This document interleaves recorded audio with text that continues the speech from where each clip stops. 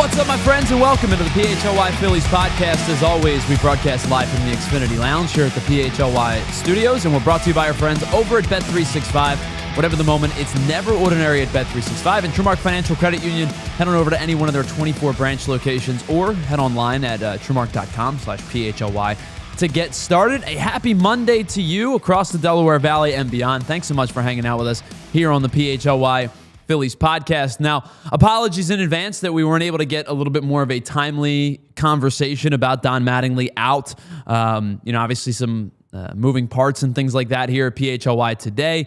So I was producing the Anthony Gargano show this morning, so I was unable to get you a Don Mattingly breaking news emergency pod, but we're here now. And so for the third Monday in 5 weeks, the Phillies have made a move or made a roster construction move, a coaching staff move that has dictated the course of our show on a Monday. And they've done it in a way that, at least this time, they gave us some time to prepare for the show, unlike when they signed Adolis Garcia, unlike when they signed Brad Keller. They like to typically make these moves right as the show's about to start. So at least for the Phillies' sake, thank you for doing that a little bit earlier in the morning today. But welcome into the PHLY Phillies podcast. We have a whole heck of a lot to get into today. Tyler Zulli, Ethan Hartley, you guys hanging out in the chat. We are going to start with the Don Mattingly conversation, which will kind of lead us into topic number 2, which is the conversation surrounding Bo Bichette. I am going to say right now, I still do believe that Bo Bichette will not sign here. I think he is going to sign elsewhere. But we'll talk about A, why Mattingly could help that decision. B, why Bichette makes a ton of sense for the Phillies, despite the defensive flaws. And of course, C, how much he would make their offense better. We'll talk about that on that throughout the show as well. We're going to have a little bit of fun today. We're going to play something new. Ethan has come up with a blind rankings list at the end of the show. We're going to do this each and every Monday. It might be sports related. It might be pop culture. It might be life. He's come up with 10 blind rankings, and I'm going to, do a top 10 blind ranking list to see how this unfolds. So we'll do it all right next in the next hour on the PHLY Phillies podcast. But let's start with the Phillies hiring Don Mattingly to be their next bench coach, or really their next bench coach, with Mike Calitri going to the fielding coordinator role. That's the new job. The bench coach now goes to Don Mattingly. And I said when the Phillies were talking about this position, Dave Dombrowski made mention of the opening of the role that Mike Calitri was going to step into at his end-of-year press conference, and then, by default, had a opening at their bench coach position. My initial thought with the bench coach position was going to be somebody who had managerial experience in the past, for a handful of reasons. First and foremost, it never hurts to have somebody with managerial experience on your staff, especially if you can continue to keep the structure of power, or the structure of, ranking in check. Somebody who could work with your manager to help them make game day decisions, be kind of that second, right-hand man to your manager. So it never hurts to have somebody with managerial experience on your bench. The second thing I thought was that the Phillies would do that by hiring a younger former manager. The name that I thought about was Rocco Baldelli. There's a couple of different names out there that would have made sense. Guys that were former managers in the past, have maybe been, let go from their roles over the last couple of years, would make a ton of sense. And the reasoning that I thought that a young former manager would make a lot of sense is because, despite the fact that the Phillies did give Rob Thomson a 1-year contract extension, the person that's filling the bench role is very likely the manager in waiting.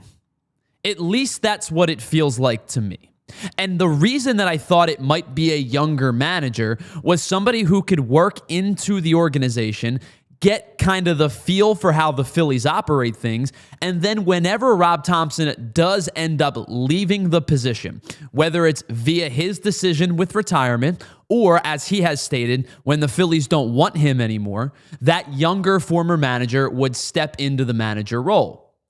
That's why I'm surprised, and was surprised, when Don Mattingly's name came into the conversation a few weeks ago as being somebody the Phillies were targeting.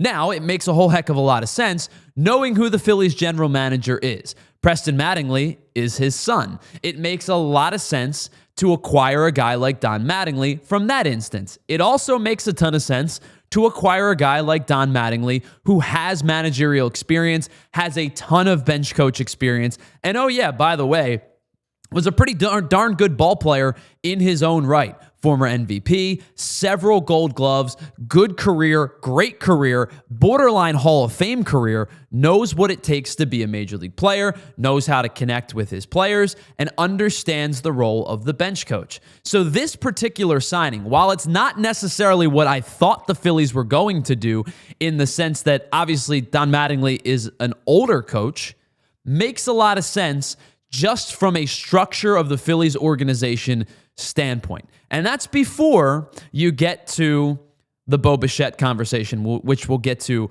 in just a little bit. But the reality is with Don Mattingly, no matter who it was going to be, younger manager, seasoned manager, older manager who steps into the bench coach role, the reality is I still think that if things go south for Rob Thomson over the next 2 seasons, Don Mattingly will step in as the manager of the team. Now, if the Phillies are winning 90, 92, 95 games, that decision probably would not get made until after the postseason, when you see how the postseason unfolds. But if the Phillies have an early out in the postseason like they've had over the last 2 seasons, that might be the change that the Phillies would make. And naming Don Mattingly the manager at the end of 2026, while that seems to be an eternity away, would be the likely move.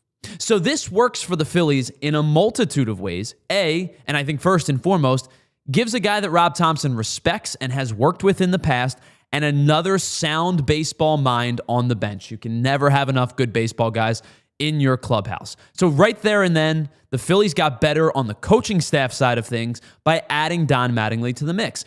The second part is, I would suspect that if things don't go the way the Phillies hope, whether it be in the regular season or more likely in the postseason, that Don Mattingly will probably be the next manager of the Phillies, whether it's at the end of 26 or the end of Rob Thomson's extension at 27 or somewhere in between. My guess is that Don Mattingly is very likely the next manager of the Phillies whenever that decision gets made.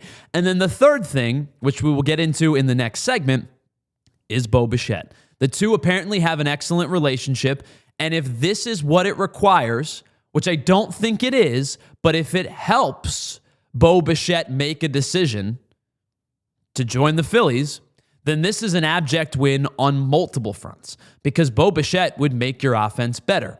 We will talk about that in just a little bit, but before we get into that, I want to welcome our second member of today's program into the show. We didn't get a chance to do an emergency pod today, but I figured we would have to start with this news.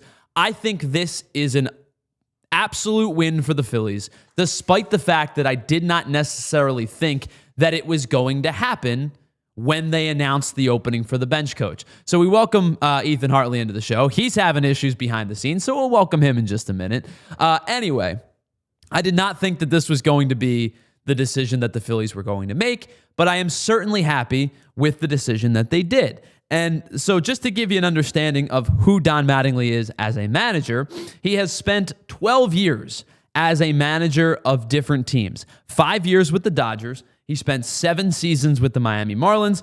He is just over 80 games over 500 in those 5 seasons as a manager. 8-11 as a playoff manager. Obviously, there wasn't a ton of success in Miami over the 7 years. That's due in part more to the roster construction than it is to his managing. But in the COVID-shortened 2020, the Marlins did make the playoffs. It's just one of 2 times they have made the playoffs in the last decade. The other one, of course, being when they lost to the Phillies in the 2023 wild card round.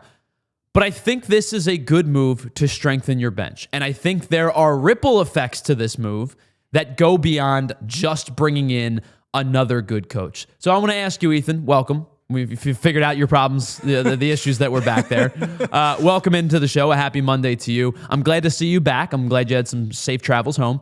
And I wanted to get your thoughts on the hiring of Don Mattingly. Yeah, on one hand, like you had talked about, I think I do prefer someone younger, bring something new and fresh to the game. I do think there can be a bit of a problem with valuing so much experience that, when the same tactics don't work over and over again, or the same philosophy, more in the baseball case, doesn't work, and you've seen it fail over and over again, that there needs to be kind of some sort of new, fresh eyes, fresh side of mind type kind of deal. So while I'm not super pleased about that, I do think, as you had touched on, I think this is bigger than just the hiring itself. This can be some sort of replacement. If Rob Thomson were to fail or fall short yet another season, this does play some sort of role with potentially bringing in Bo Bichette, a familiar face to him, someone he presumably likes spending time around. So I can understand in that regards that, while not giving a huge set of responsibilities and more so someone who can be in the background and help, there are things to that make sense, and I think I'm pleased overall. It's worth trying nonetheless. Well, and I think with the Rob Thomson side of things, I've seen on Twitter a lot, like manager in waiting, and it's probably true. I think that for Phillies fans, the likelier scenario is that if you were to say Don Mattingly will be the Phillies manager at some point, probably more when, not if, based on bringing in a coach and a former manager of his caliber, my when is way more likely to be 2027 season than it is the 2026 season at any point. Because if it's the 2026 season at any point, something went wrong this summer for the Phillies, which would be very catastrophic to a closing postseason championship contending level window, whether that means the outfield's not good enough to get the job done. Bryce Harper has a downward trajectory season.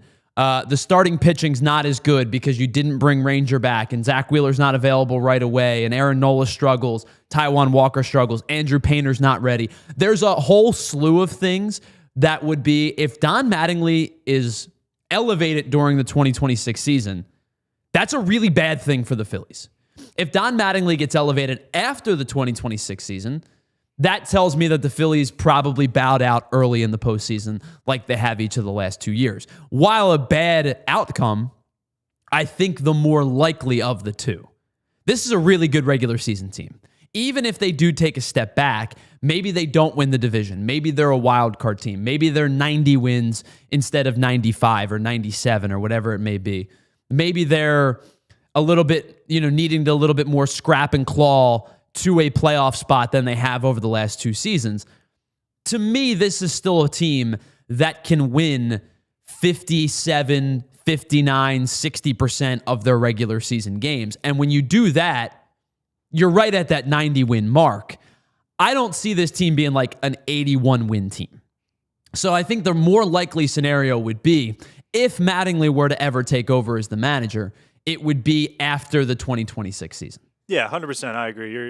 You look back on when Gabe Kapler was fired in the middle of the season. That was, they invested in a lot of talent, and you could see probably in a lot more detail behind the scenes that things just didn't work out, and the expectations were really low, and they wanted to salvage what they could. Sure.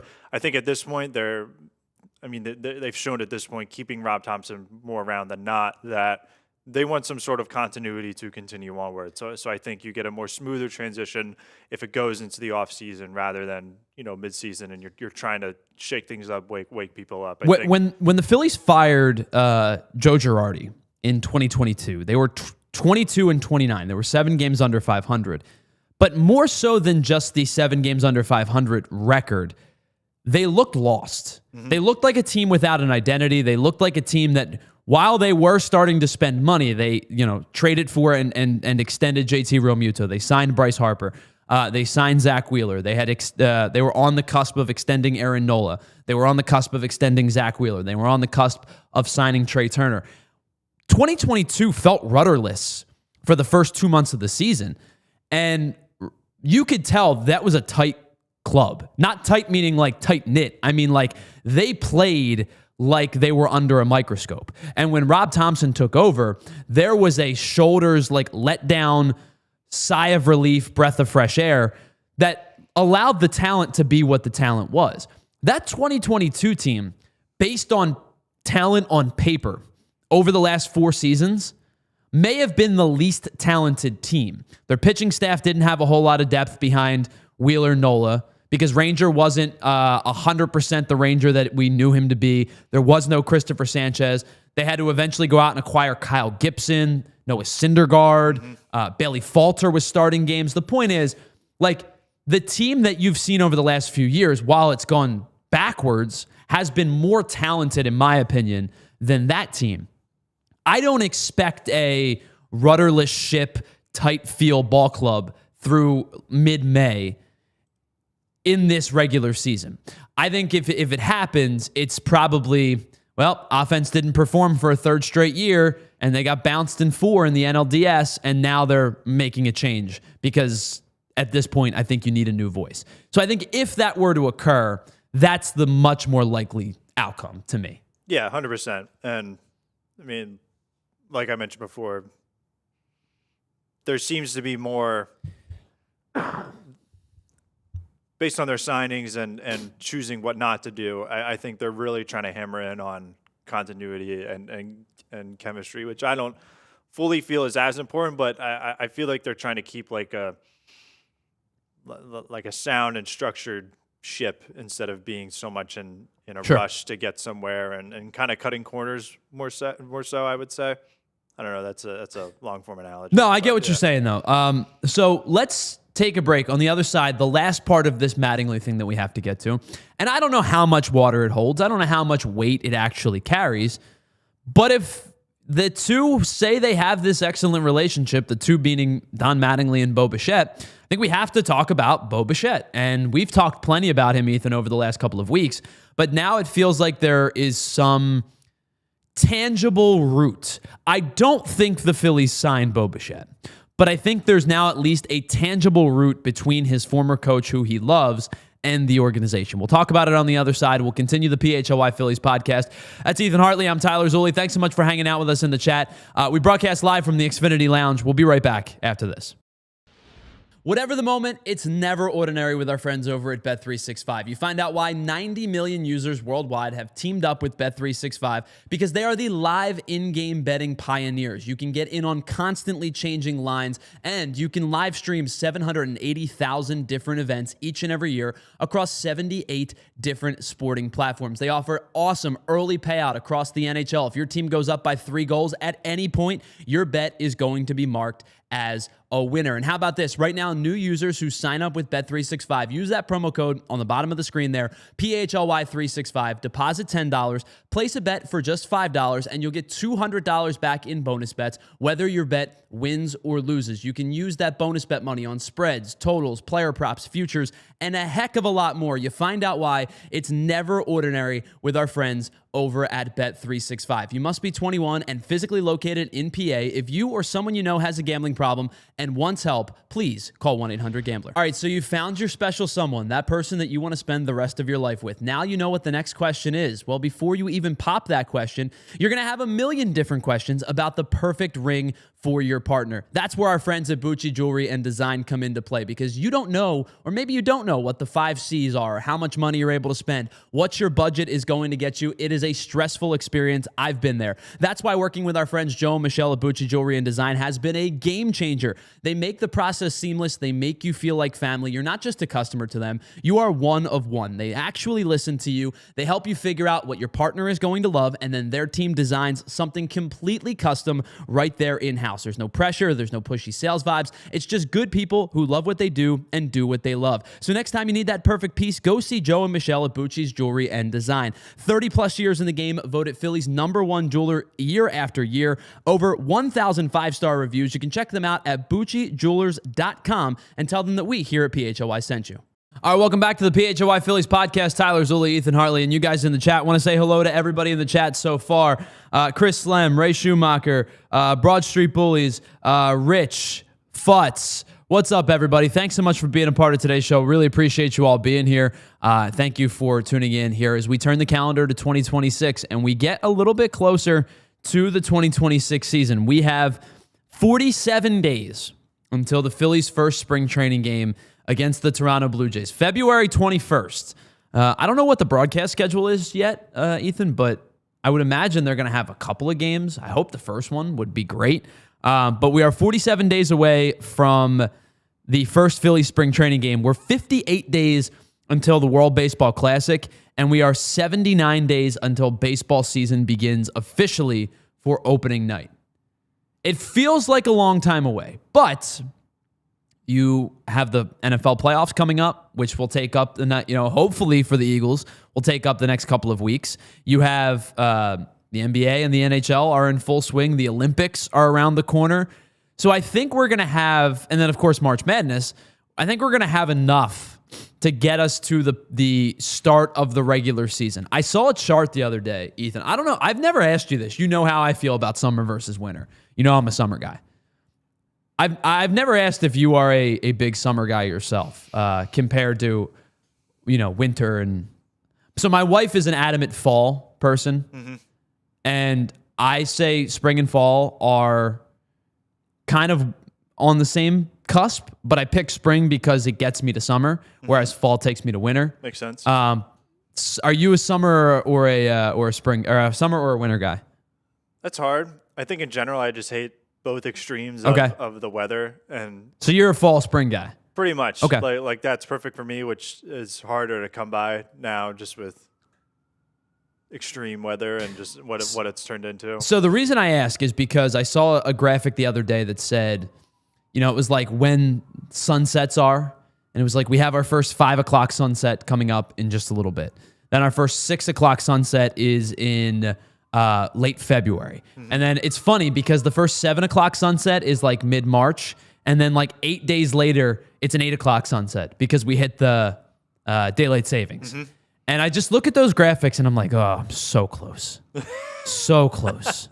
And it's not even necessarily about the temperature. I mean, it is to say, but like just having the sun up for more than like 8 hours a day, I think is beneficial to everybody.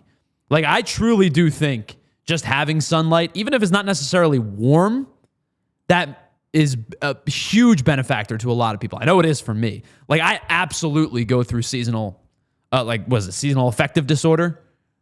I absolutely like a seasonal depression, or just like I wouldn't call it depression, overall. But like I'm definitely in a better mood. Okay, when the weather's warm and the sun stays up longer. That was going to be my next question. If that's part of your reasoning, why you? Yeah. Why I'm definitely a much happier person in the summer. No, I get that. It's definitely a real thing. I don't know if I'd call it depression, but like it's definitely like a boost in endorphins for sure. I saw that graphic the other day. It got me excited.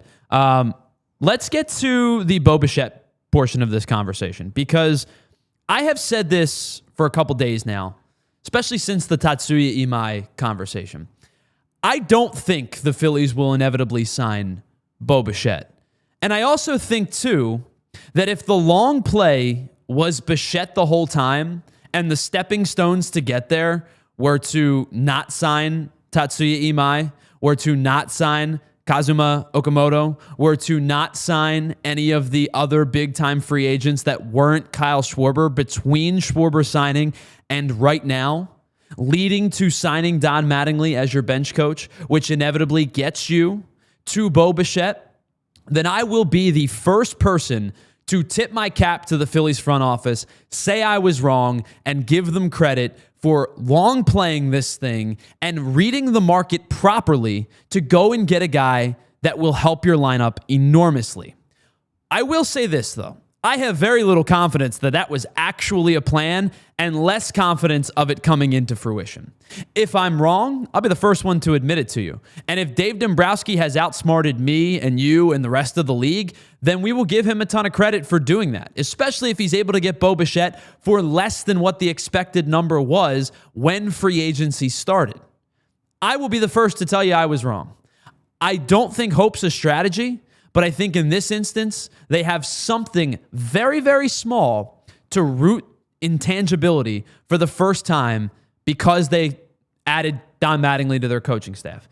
I don't think Bo Bichette signs with the Phillies, but at least it gives me the smallest little glimmer of hope that it may end up being a thing. So let's play under the pretense that it does end up happening. for a second. Let's talk about the bad before we get to the good. I think the move, of course, is going to require a ton of patience on the defensive side of things because your defense is going to get worse with Bo Bichette in the field. He's not a shortstop anymore. I think that's the holdup for a lot of teams and him himself. Does he think he's still a shortstop? Because I don't think he's still a shortstop. I think a lot of people around baseball don't think he's still a shortstop anymore. So the question is, can he and is he willing to play second or third because he's not a shortstop anymore? I think the likeliest outcome is he ends up playing second base somewhere. Unless he truly wants to hold out to be a shortstop, which in that case, he's going to get less years and less money, and the destination is going to be far less desirable than if he's willing to move to second base. Because his defense at shortstop last year was awful.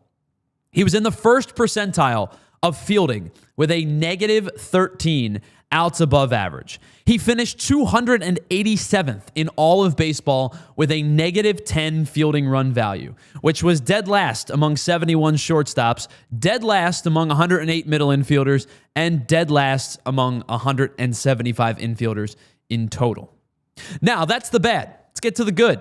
The bat's real. It's very legitimate. And I know that I argued the other day that Adolis Garcia's bat speed is not particularly strong anymore, and it has slowed down. And I'm about to talk about a guy whose bat speed is in the 15th percentile last season in Major League Baseball.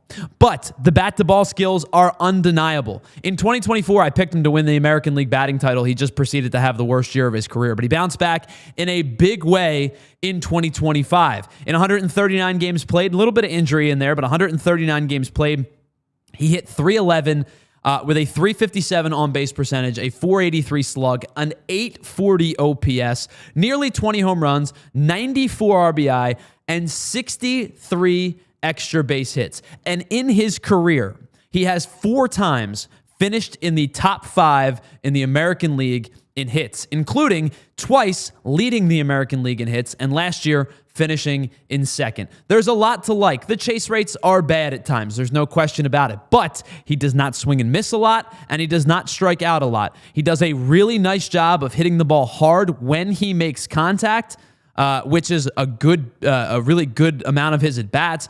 And then you see all of the expected numbers on top of that. His expected numbers kind of go in part to where his average is. 298 expected batting average, which is in the 99th percentile. So he outperformed because expected batting average doesn't go much higher than 300. Expected slug just 18 points lower than his 483. His average exit velocity, 91 miles an hour in the 72nd percentile. Hits the ball hard, makes a lot of contact, does chase a good bit, but doesn't whiff a lot, doesn't swing and miss. There is no question in my mind that Bo Bichette would make the Phillies offense significantly better. And I think the best thing that you could do with Bo Bichette is put him in a handful of different spots. He could hit second.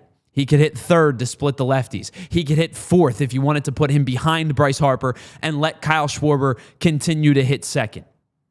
You have a plethora of options that not only allow you to plug and play Bo Bichette really anywhere in the top 4, but move the rest of your lineup down the spot that they need to go. It allows Alec Boehm to hit 5th or 6th. It allows Brandon Marsh to hit 6th or 7th. It allows whomever's going to catch to hit 7th or 8th. It allows you to stretch your lineup more than you've had in the past. It means that Alec Boehm doesn't have to be your cleanup hitter and could naturally slot into a spot that makes sense. It means Brandon Marsh doesn't have to hit 5th and can naturally slot into a spot that doesn't make sense. If JT Realmuto is back, it means he doesn't have to hit 5th or 6th and could naturally slot into a spot that makes sense. He finished second in the American League in hits last year, and again, he doesn't strike out. He hits the ball to all fields. Last year, he hit .308 against lefties, .312 against righties. He's matchup proof for the most part.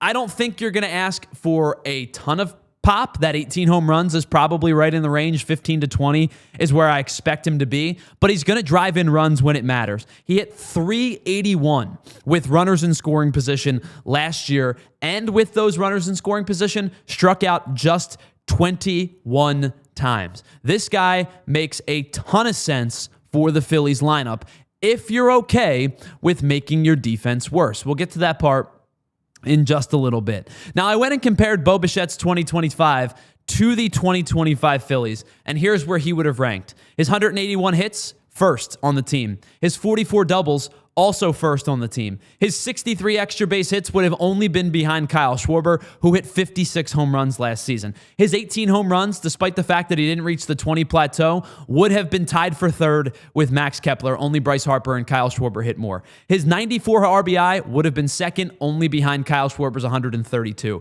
His 311 average would have been best on the team, even better than Trey Turner, who won the batting title in the National League. His 357 on base would have been tied for third. His 483 slug would have been third, and his 840 OPS would have been third. All of those numbers behind just Bryce Harper and Kyle Schwarber.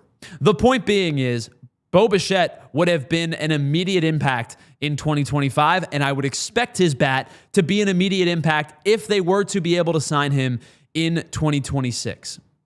Again, I don't think it happens. I think Bo Bichette ends up getting more money and more years than the Phillies are comfortable giving him. But I think at this very moment, if you said to me, how does Bo Bichette make the Phillies better?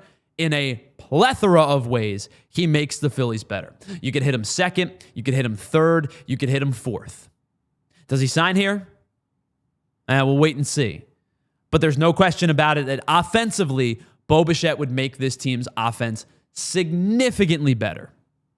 Now we get to the defensive part of things. I gave you those numbers. He was a terrible defender last year, and he is not a shortstop anymore. There's no question about it. He needs to go to second or maybe try third, even though I think the defense at third would be bad as well. I think second makes the most logical sense. So what does that mean for the Phillies lineup? Well, I think the likeliest scenario would be the Phillies would probably look to trade Alec Bohm. Now, based on the reports that we heard last year, they tried to trade Alec Bohm last year and didn't get what they wanted for him. But I think in this instance, they would have more incentive to trade Bohm for probably the proper market value because they went out and acquired Bo Bichette. Now, what does that mean for Bryson Stott? You probably try to move him to third and see, because he's such a good defender, he's an elite level second baseman defensively. He's a very good defensive shortstop. I would be interested to see how his defense translates to 100 and, probably 20 games at third or 110 games at third, interchanged with Edmundo Sosa. The other choice would be leave Alec Bohm at third, because you want to keep him in the lineup hitting fifth or sixth, and look to trade Bryson Stott. Now, the team controllable aspect, the arbitration aspect of it, leans to me to say, if they're going to keep one, I would think they'd probably try to keep Stott. Bohm has 1 year of arbitration left. I believe Stott has 3, but it's definitely at least 2.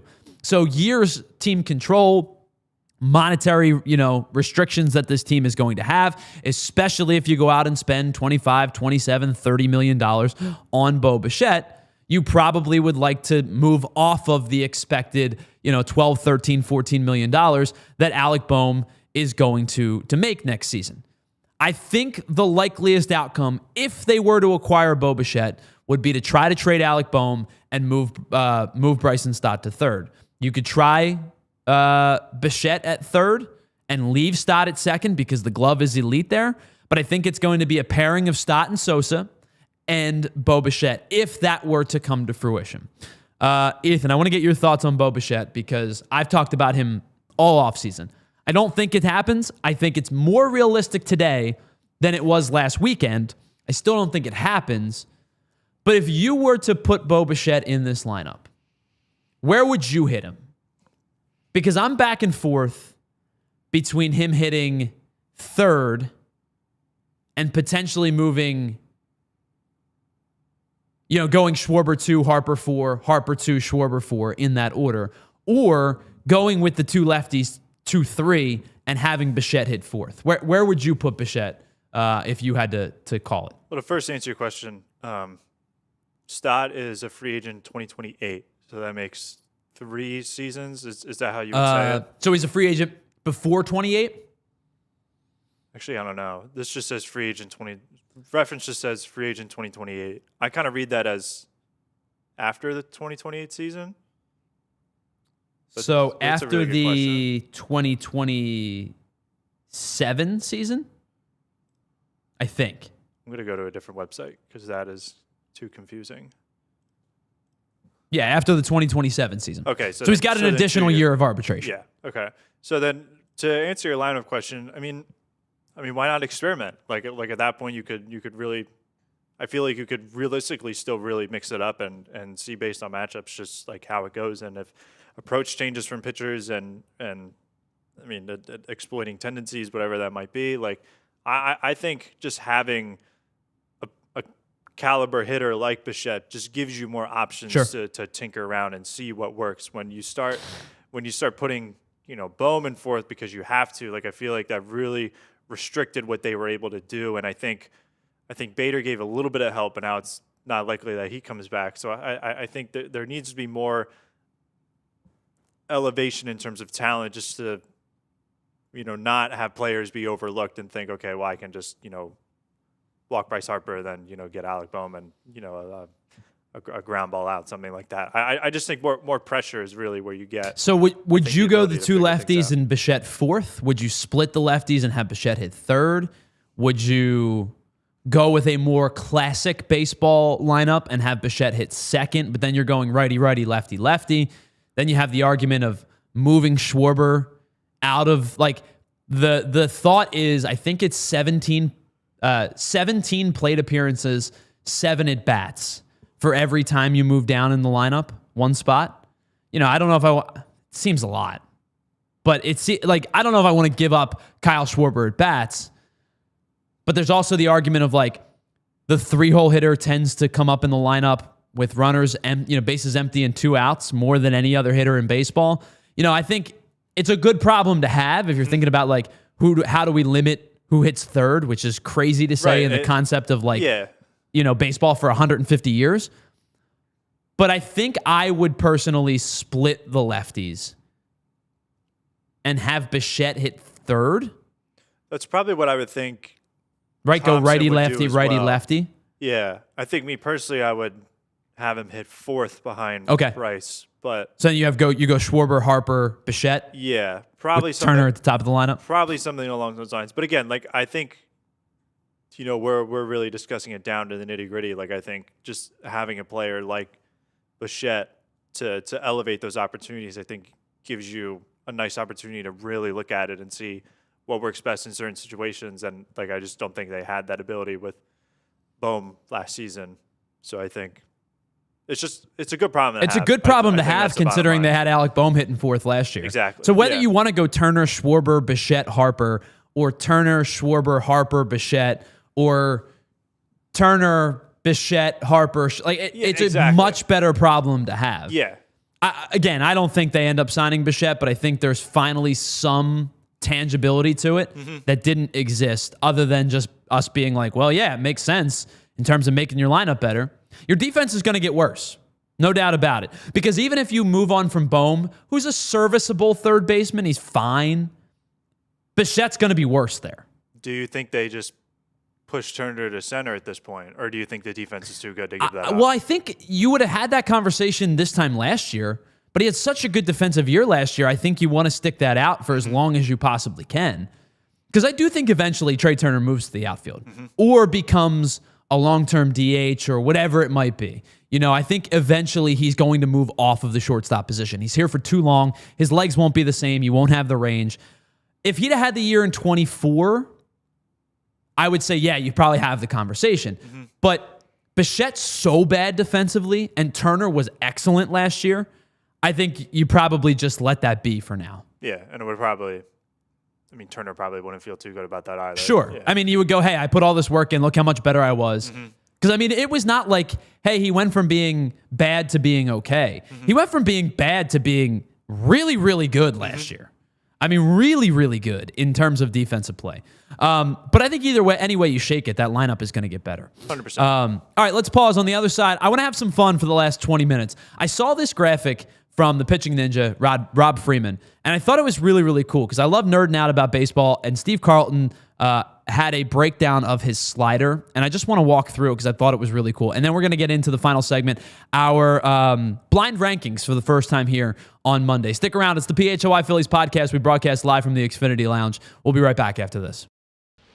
All right, with the winter months in full swing, you know that means we have an incredible slate of sports across a bunch of different platforms, whether it be pro football playoffs about to start, college football playoff in full swing, and how about this, pro hockey, pro hoops, and college hoops, all right there for your watching enjoyment. And if you call yourself a sports fan, you have to get Xfinity. There's no lagging, no buffering, no switching between apps. It's just the best sporting destination where you can find all of the best games and your favorite teams all in one place. It's the perfect fan flex where you get all of that action right there in your living room. And with crystal clear optics, enhanced sound with 4K, it's going to feel like you're at the arena or at the stadium anyway, and you don't have to worry about battling traffic and paying for tickets. And sometimes you can have up to 4 games going at once with the quad box, because why not? You can. And on top of that, you get real-time notifications and live stats right there on your TV. So next game day, make sure that big fan in your life isn't a big fail. Tell them to learn more at Xfinity.com. Xfinity, imagine that. Do you really want one of your starting pitchers pinch hitting in a big spot? Of course you don't. It's not worth the risk, the time, or the money. You want to keep your stars focused on what they do best. And the same can be said for your business. You don't want your top people buried in operations, the tedious, time-consuming, redundant activities that not only take their time away, but also wear them down. You want to make sure your impact players stay fresh and focused on what they do best. That's where our friends at Togo come in. They're an integrated part of your team that take the work off your starter's plate so they can focus on making your company and your business move forward. Every engagement starts with free process mapping and engineering, and there is not a dime billed to you until the real work begins. And with each Togo program, they include a dedicated staff, custom automation, and a US-based process engineer team who act as your quarterback while you stay in control. At Togo, they turn your playbook into performance. You call the shots, they execute your way, and they advise along the journey. Visit harnesstogo.com to scale smarter, work faster, and stay focused on winning. Welcome back to the PHLY Phillies podcast. Tyler Zulli, Ethan Hartley, you guys hanging out in the chat. Thanks so much for being here. Some good news to report. So Rob Thomson spoke today. I guess he and Dave Dombrowski spoke after the Don Mattingly hiring. Good news. Ty Dahlbert from Phillies Nation tweeted this out. Thomson said that the Phillies trainers seem to think that Zack Wheeler is doing really well. He's throwing out to 75 feet so far. And Topper said Wheeler will be in Philadelphia tomorrow and throw again tomorrow. Good news. I don't think that we'll expect to see him on the opening day roster. But I do think that they're going to slow play this thing because, you know, they'll have enough pitching to keep them afloat, I think, until Zack Wheeler returns with Sanchez, with Luzardo. You hope to get a little bit more from Nola than you did last year. You know, you hope Taijuan Walker can give you 4 or 5 a night. You hope that Andrew Painter comes along nicely and is with the team in, you know, fairly quick timeline. But really good news from Zack Wheeler that he's out throwing to 75 feet. You know, the next step will be 90. After that, you'll probably start to stretch out to get to that long toss feel probably, I would say, you know, a month from now, maybe a month and a half from now. But throwing from 75 feet basically means he's throwing from between the mound and second base to home plate, which is a huge step in the right direction. Now, it's going to take time. Like, he's throwing right now, which means he has to ramp up to 90, to 100, to 120, to long toss. And then they'll bring him back and get him on the mound, and he'll probably throw, I don't know, 20 pitches, 25 pitches, 40 pitches, simulated bullpens, simulated starts. It's still going to be a pretty lengthy process to get back to getting on the mound in a major league game. But it's really great news to hear that he's you know, already up and throwing and out to it about 75 feet. Usually that next step is 90 after that. And then I would say probably in a month or so, based on, you know, knowledge of timelines. Everybody's timeline's different, but based on knowledge of timelines, I would expect, I don't know, Ethan, what do you think? Maybe a month and a half he starts long tossing? I would hope so, but again, it's good news. Yeah, I do see that this definitely needs to be a slow process. I think considering the age and you know what Wheeler has left in the tank. I don't think it's a long-term like outlook of things. Like you want to get it right, so there are no more issues for the rest of his time playing. Well, I mean, he made it pretty plain that his plan right this moment, or his plan before the injury, was to retire at the end of the contract, which ends in 2027. I would imagine this probably hasn't done much to change that. In fact, it may have cemented that in the fact that, like, blood clots are scary. And, obviously great that they caught it early. They found it. They were able to do the surgery. They did the follow-up thoracic outlet surgery. Seems to be progressing in a really, really good manner. But I think, I'm not saying, listen, I think when we talk about age, obviously in sports, it's relative. He's older for baseball. Not old. Is he 34? He's like 2 years older than me, 35, right? Me and Zack Wheeler are not that far apart. I'm 32. But in terms of baseball and sports, he's getting a little bit older. I think you slow play this thing. You're hoping to get 2 more really good years out of Zack Wheeler. You thank him for everything. And then his name goes up in Ashburn Alley one day as potentially one of the greatest free agent signings in the history of the franchise. I mean, straight up, one of the best free agent signings the Phillies have ever made. And I think if you slow play this thing, that's probably for the best. Yeah. My expectation was like June. Maybe it's more like May. But I would not expect to see him on opening day or April, and I think that's a good thing. Yeah, I'm perfectly cool with that. And yeah, I certainly agree with you. One of the best free agent signings this franchise has probably ever had when you consider, being such an injury-riddled guy before. Sure. I remember in fantasy, I would never touch him with a 10-foot pole because I was like, is that guy ever healthy to even pitch? And, it was certainly a risk bringing him in, thinking will he even, his availability, will he even be available? And he just totally exploded all expectations. I mean, especially considering, too, what they signed him for the first time through. I mean, it was a 4-year deal, a 5-year deal worth $120 million, I want to say. I'll find that for you. It was a relatively team-friendly deal at the time. And as he progressed, became the Cy Young caliber pitcher that we've seen. Back-to-back or a 2-time Cy Young runner-up. Probably would have been in the Cy Young conversation if he continued to pitch on the trajectory in 25 that he did. The value, the return on investment on Zack Wheeler's contract, you pair that with 4 for $79 from Kyle Schwarber. And I know free agency's only been around for 50-ish years. And I know big free agency really hasn't started until late 90s, early 2000s. But when you think about those 2 contracts, Kyle Schwarber, basically $20 million a season. Zack Wheeler got 5 for $118, which comes out to be $24 million a season. You're basically talking about $44 million a year for Zack Wheeler and Kyle Schwarber, who have gone on to be 2 of the most important cogs in this team's recent stretch of things. I mean, Bryce Harper, obviously, for obvious reasons, kind of was the, opening up the floodgates to all of this. But Wheeler and Schwarber, I mean, they might legitimately be 2 of the best free agent signings this team has ever had. I mean, you talk about, we did a top 5 at the beginning of this past season.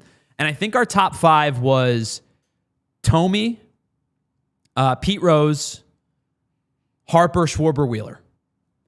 And to say 3 guys on this current roster, I know that they've not pushed across the finish line and won a World Series. Rose won a World Series in 80.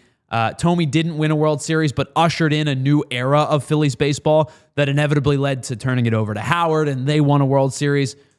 I know this 3 hasn't won a World Series. This core hasn't won a World Series. But I shudder to think where they'd be without the 3 of them. Be a pretty bad place. I would wonder where that money would go instead, and if even players in that same bracket. I mean, obviously, I doubt anyone has even had nearly Patrick as much. Corbin probably would have been the play. Yep. Gee. The other option, of course, was Manny Machado, who he himself is also an excellent player. Yeah. I don't know if he would have embraced the city the way that Harper has. Yeah. From a mentality standpoint, but undeniably still an elite level player. Yeah. And has been throughout that stretch. But when you think about Wheeler versus the Corbin conversation, I mean, it's night and day. I mean, entirely different. Those are 2 of the. I mean, one of the best versus one of the worst over the time frame. You cannot have such a bigger discrepancy in terms of, players at one point seen near equally, one going totally up and the other going totally down. Sure.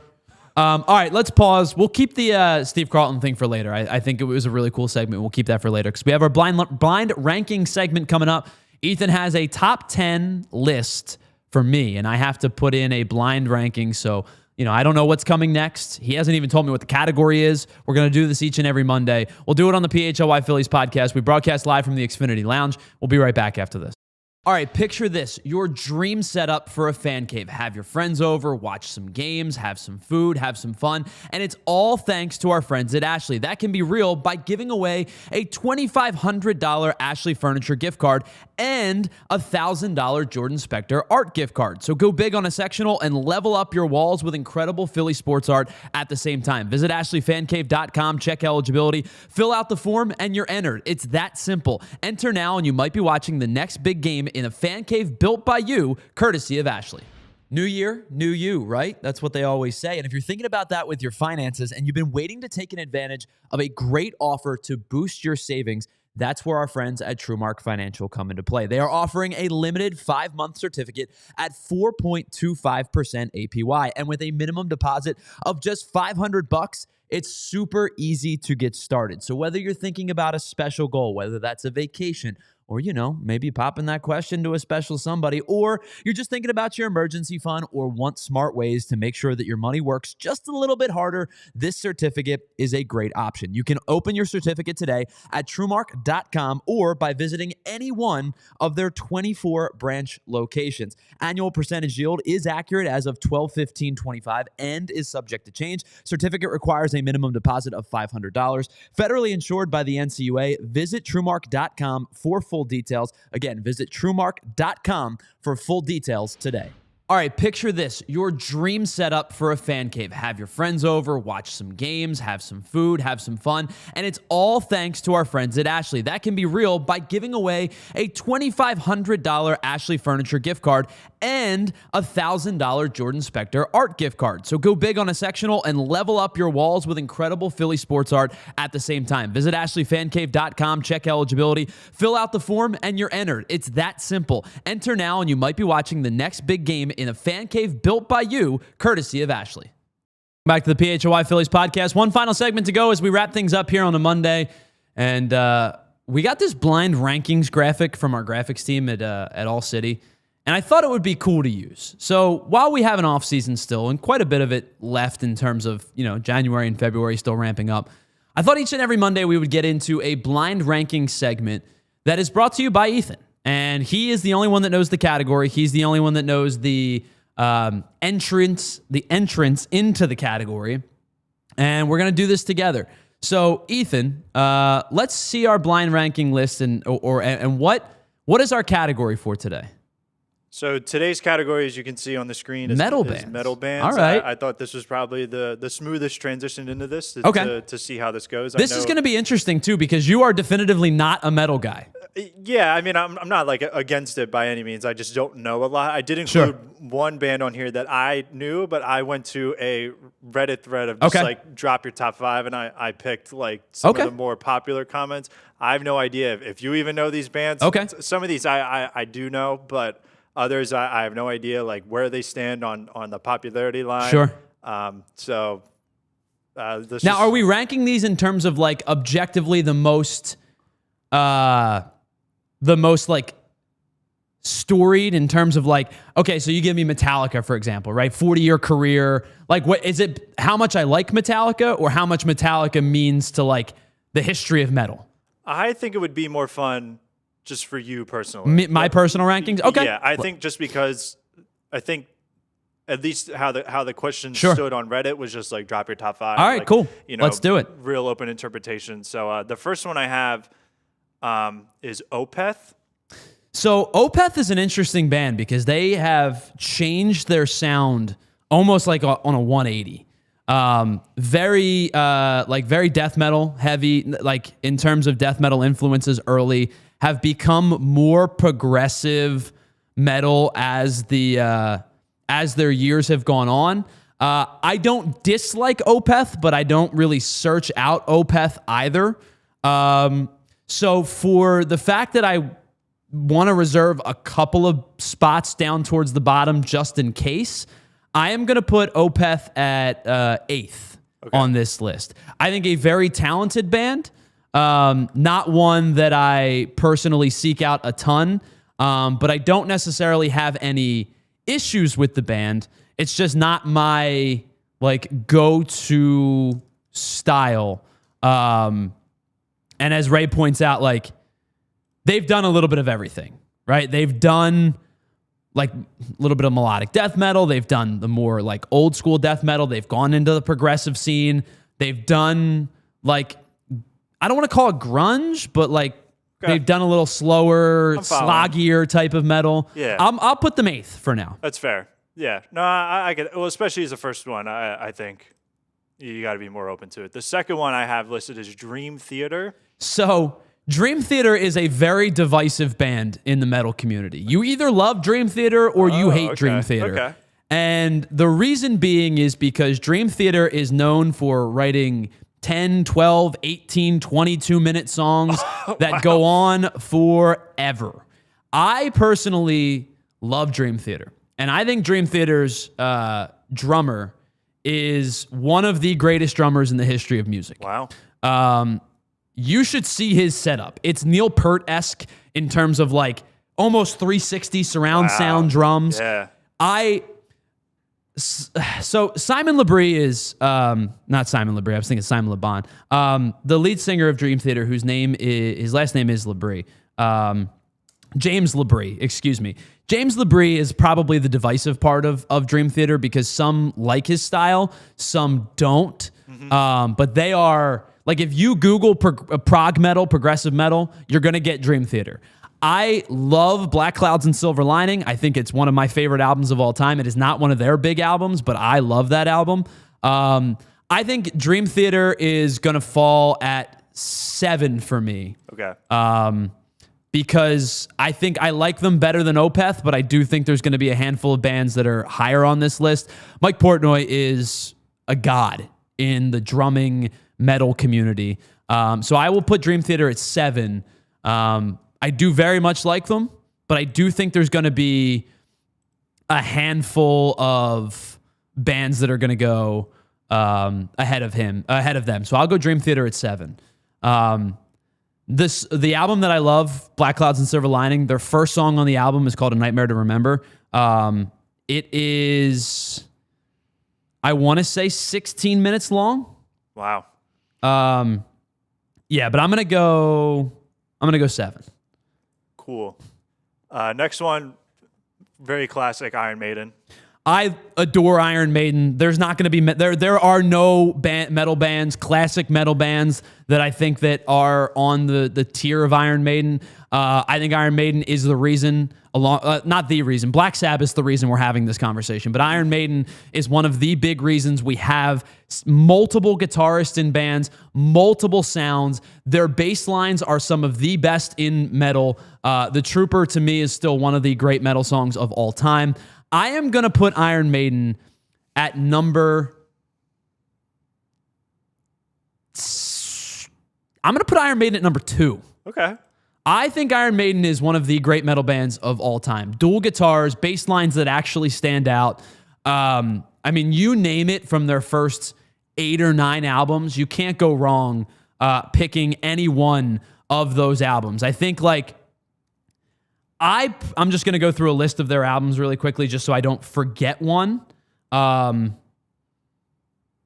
would probably personally go Number of the Beast as my album of choice. But I mean, you can go Peace of Mind. You could go the original Iron Maiden album that didn't even feature Bruce Dickinson. Seventh Son of the Seventh Son, I think is a super underrated album. Some of their new stuff, not really as good, but like when they tour and say we're playing the old stuff, I'm there. I'm going to go number 2 for Iron Maiden.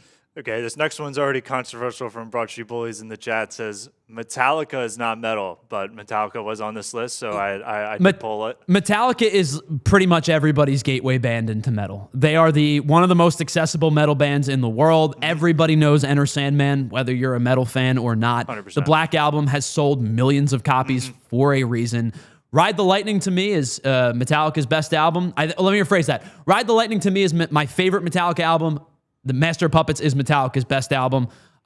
You could argue Injustice for All as well. That 3-album stretch is on an elite level tier. I think Cliff Burton is one of the greatest bassists of all time. I think Jason Newsted gets a bad rap because of how the band unfolded. I think that Metallica is pretty much everybody's gateway band. Everybody knows about them. I'm going to put them right in the middle. I'm going to put them at number 5. 15-year-old Tyler would have put them at number 1, no question about it. As my music taste has evolved a little bit, I understand that Lars Ulrich holds the band back enormously because he is a terrible drummer. But James Hetfield is an excellent songwriter and an excellent rhythm guitarist. They've had a slew of really good lead guitarists. Kirk Hammett is well respected, and then I think their bass lines are some of the most underrated in music. I think that 3-album stretch is excellent. I'm going to put Metallica at 5 because I think that it is a important gateway for a lot of people. Before we get to the rest of this album, or the rest of these albums and rest of these bands, I want to say thank you to everybody on our streaming platforms, Roku, Samsung, Xfinity. Head on over to allphly.com to watch the rest of the show. We're officially in overtime. I think there's no question about it. Lars Ulrich is the definitive weak spot in Metallica. Yeah. All right, let's get to the next one. The next one I have, you already touched on it earlier, but Black Sabbath. Sabbath is God. I mean, Sabbath is the reason we're having this conversation. I am not like the biggest Sabbath fan in terms of they're a little bit too slow for me. They don't even consider themselves metal, which is funny. They consider themselves hard rock. Yeah. They are the first metal band. Yeah. There's no question about it. Without Sabbath, we don't have this conversation. Without, Black Sabbath, the original album, Sabbath, Bloody Sabbath, you don't have any offshoot of Ozzy going out on his own and playing with Randy Rhoads and all of this. Without Sabbath, we don't have this conversation. I'm going to put Sabbath at 6 because I'm not the biggest Sabbath fan in the world. But you recognize what they do for the metal community. And without them, we don't have metal. We don't have thrash. We don't have any of it that leads to all of the offshoots, death metal, metalcore, death metal, prog. All of it stems from the things that Tony Iommi and Geezer Butler and Ozzy Osbourne did in the 60s that led to that point. Black Sabbath means everything to metal. But I'm going to put them at 6 from my personal list. Cool. Just next one, Judas Priest. KK Downing screams on the guitar. Rob Halford is the GOAT of metal vocalists. To me, the 2 best metal vocalists of all time, Bruce Dickinson of Iron Maiden, Rob Halford of Judas Priest. In terms of clean vocals, like not screamed vocals, I would put Priest ahead of Metallica, but below Maiden. So I am going to put Judas Priest at number 4 because I think I'm going to still leave number 1 just in case, but I'm going to put Priest at 4 just because I like Maiden a little bit more than I like Priest. But if you said like pick a lead singer, Rob Halford probably is the one that comes to mind. He still can do it into his 70s. He's still freaking awesome. And with those 2 guys, with the dual guitars that they used, KK Downing was unbelievable for a time. I'm going to put Judas Priest at 4. Cool. Next one I have is Motorhead. So I'm not a huge Motorhead guy. I think 3-piece outfits a lot of times leave something to be desired. I understand why people love Motorhead as much as they do. I am not a huge Motorhead guy. Everybody knows Ace of Spades. It's the big one. Larger than life was Lemmy. Lemmy was like rock and roll metal personified. Party hard, play hard, deal with it the next day. But I'm just not a big Motorhead fan. I'm going to put them... People aren't going to like this. I'm going to put Motorhead at 10. Oof. I am not a Motorhead fan other than the big hits. I respect them in terms of pushing metal forward, but I am not a huge Motorhead fan. So I'm going to put them at 10. Next one I have, This is the one I personally listened to the most. I did see it on one list, Deaf Heaven. I'm going to be honest with you. I don't know enough about them to rank them. So in that sense, and for timing, I'm just going to put them at number 9, just strictly because, again, I don't know enough about them to put them in a category. That's fair. I think they are fairly newer. I know they released an album last year, and I think I've gone through at least most of their discography, and they have not done as much, I think, compared to the rest of these. Sure. It was definitely interesting to see them on that list as more like new age for comparison of what it is. But yeah, compared to the rest of these, I can definitely see that they're not like right there in terms of the rest of them. The other one, I don't even know how to fully say this. Meshuggah. Yeah. Meshuggah is going to have to go at 3, which is really going to open up some things. I would not put Meshuggah at 3 if you gave me all 10 of these bands. I would put Priest ahead of them. I would put Metallica ahead of them. I would put Sabbath ahead of them in terms of my liking. However, if you are looking for one of the most difficult guitar riffs to ever play, it sounds as simple as it sounds simple to play. It is not. Go listen to Bleed by Meshuggah, a wildly fast-paced, awesome guitar riff, just punches you in the chest. They are unbelievable live. They're not my favorite band by any means, but if you get the chance to see Meshuggah, don't pass it up. They're awesome live. I'm going to put them in 3 just because of taste, which really leads me into a spot of number 1 because I have a feeling I'm going to get hit here with a band that's not my number 1. If I could go back and do it again, I probably would have put Maiden at 1. But we'll put Meshuggah at 3 because I can't put them at 1. I like Futz's comment. I'm about to have a new favorite metal band, apparently. I do think in terms of when it comes to blind rankings, I think leaving your number 1 spot is the worst. Is one of the worst things you could do. I should have put Maiden at 1. Just because of where things could end up. I never heard of this band personally, but you know way more than me. Your number 1 choice now is Wolves in the Throne Room. It's a good band, but they're not going number 1. They're probably going like 8. Oh, no. Yeah, that's bad, man. Oof. Yeah.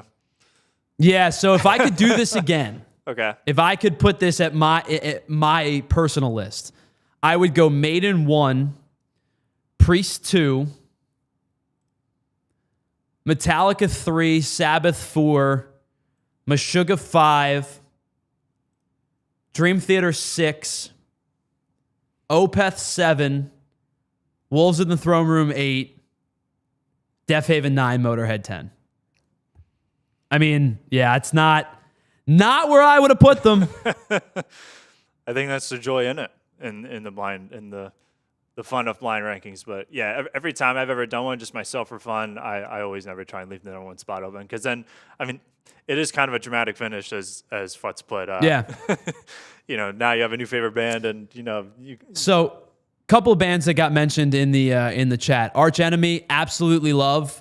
Stunned still that Alyssa is no longer going to be doing vocals. I thought the last album was good. I thought Deceiver was excellent.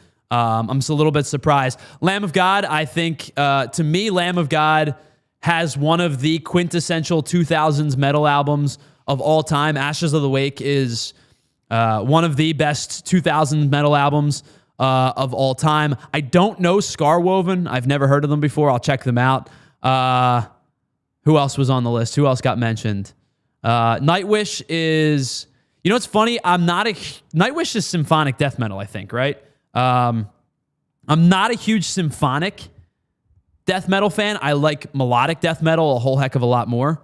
But yeah, so I don't know them nearly enough to give you an answer. Who else got mentioned? A Day to Remember. I love A Day to Remember, but they're an entirely different category than what we just talked about. More metalcore. If we did a metalcore rankings ones, they'd probably make the list. Dimebag Darrell, Pantera, Ray Schumacher points out, I think probably one of the most influential guitarists of all time.